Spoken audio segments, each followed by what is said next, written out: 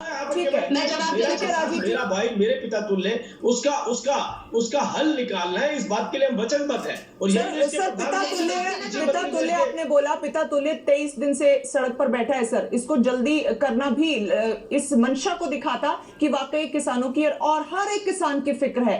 इसका आप जवाब दीजिएगा, उससे पहले साधना भारती जी रिस्पॉन्ड करना चाह रही हैं।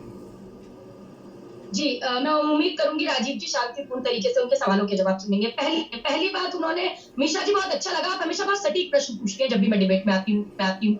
इन्होंने कम से कम इतना तो कह दिया, चलिए किसान खुश हो गए होंगे कि किसान भारतीय हैं, क्योंकि इनके आए दिन मंत्री राव साहब दानवे, रविशंकर प्रसाद, पीयूष गोयल बार कोई खालिस्तानी बताता है, कोई माओवादी बताता है, कोई चीनी पाकिस्तानी का आंदोलन बताता है। अच्छा लगा आपने भारतीय का, क्योंकि मोदी कहलाने वाले ही सिर्फ देशभक्त नहीं होते, देश में ये बात सच्चाई है। अब मैं आपके एक प्रश्न का उत्तर दे दूं। आपने बहुत रिपोर्ट की बात की, अच्छा लगा। जरा ध्यान दीजिए, working group of consumer affair के अध्यक्ष रहते हुए मोदी जी ने भी मार्च 2011 में तत्कालीन प्रधानमंत्री आदरणीय मनमोहन सिंह जी को एक रिपोर्ट सौंपी थी।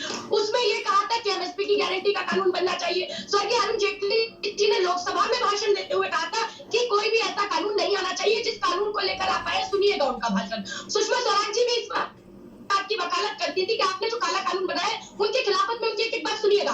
तो आप ये बता दीजिए, आज आप किसान को नासमझ कह रहे हैं, तो क्या उस समय मोदी जी नासमझ थे क्या, जो उन्होंने ऐसी रिपोर्ट सौंप दी? और हमने अपने मैनिफेस्टो में कहा कि किसानों के लिए छोटे छोटे बाजार बनने चाहिए, आज भी हम उसकी वकालत करते हैं। बात की कृषि रिफॉर्म्स की आप बात करते हैं, हरित क्रांति जब हम लेकर आए, कृषि रिफॉर्म ही था जो छोटे बीजों को हमने बड़े तौर पर अंकुरित करने का काम किया। एक और मैं जवाब देना चाहूंगी। दूसरी चीज, किसान कॉर्पोरेटिव खेती से खुश नहीं होंगे, कोऑपरेटिव खेती से खुश होंगे, उनके साथ कॉर्पोरेट कीजिए। और आपने कहा ना पिता तुल्य, हर दूसरा आदमी ये कहता है कि किसान के बेटे हैं। एक किसान या शहीद हो रहे हैं और किसानों के बेटे सरहद पर शहीद होते हैं, तो आपको शर्म आनी चाहिए। ठीक है साधना जी, आपके आरोपों का जवाब ले लेते हैं। राजीव साहब, आप साधना जी का जवाब दीजिएगा, साथ में मेरा सवाल किसानों की तरफ से ये